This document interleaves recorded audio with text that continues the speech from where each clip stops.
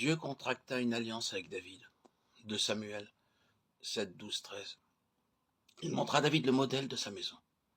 Le Seigneur Jésus-Christ construit la véritable maison de Dieu. Et la participation à la construction de sa maison fait de nous des vainqueurs. David fit le vœu dans le psaume 132, 4, 5 de ne pas prendre de repos jusqu'à ce qu'il ait trouvé une habitation pour Dieu.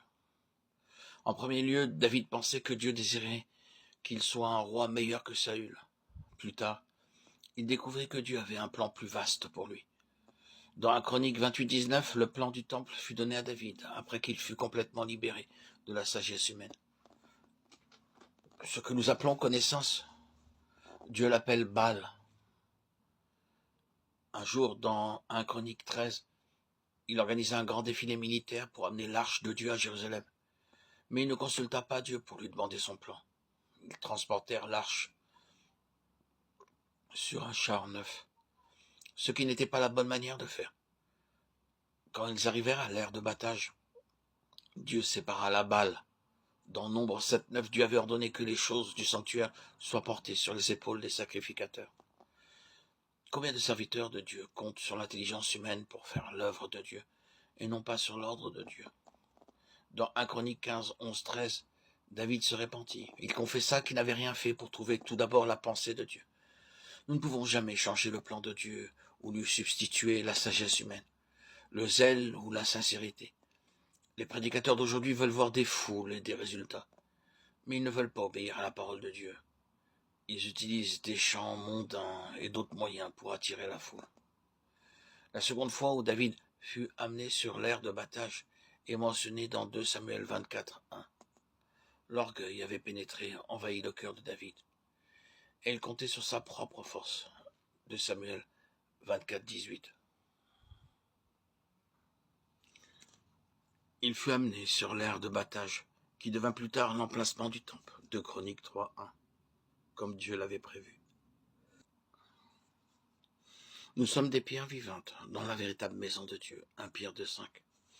Et nous devons prendre notre part dans la construction de la maison de Dieu, qui est l'Église universelle, et non pas une secte ou une dénomination. Dieu fit la 6e alliance avec le Seigneur Jésus-Christ, au psaume 2, 7, 8. Les nations et les extrémités de la terre ont été promises au Seigneur Jésus-Christ comme son héritage. Nous devons réclamer sa possession en tant que ses co-ouvriers, 2 Corinthiens 6, 1.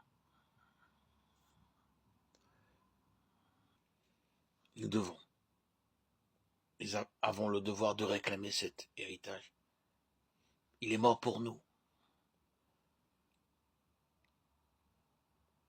Et beaucoup d'hommes sont sous la coupe du diable. Ces âmes doivent être délivrées. En son nom, nous pouvons les délivrer. En son nom, nous pouvons réclamer l'héritage du Seigneur Jésus-Christ.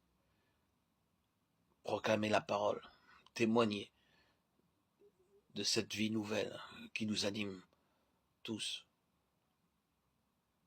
Cette nouvelle naissance que nous avons reçue par notre baptême, qui font de nous des témoins du Christ vivant, du Christ ressuscité dans nos vies, qui a crucifié notre chair, qui a détruit le péché de nos vies. Nous restons tout de même par notre chair pécheurs. Mais la différence est que le Seigneur est là, bien présent dans nos vies. Et il est notre abri, notre refuge.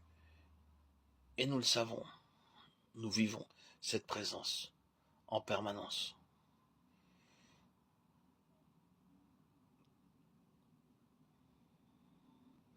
Ainsi, en tant que croyants, nous sommes sauvés par le sacrifice du Seigneur Jésus-Christ.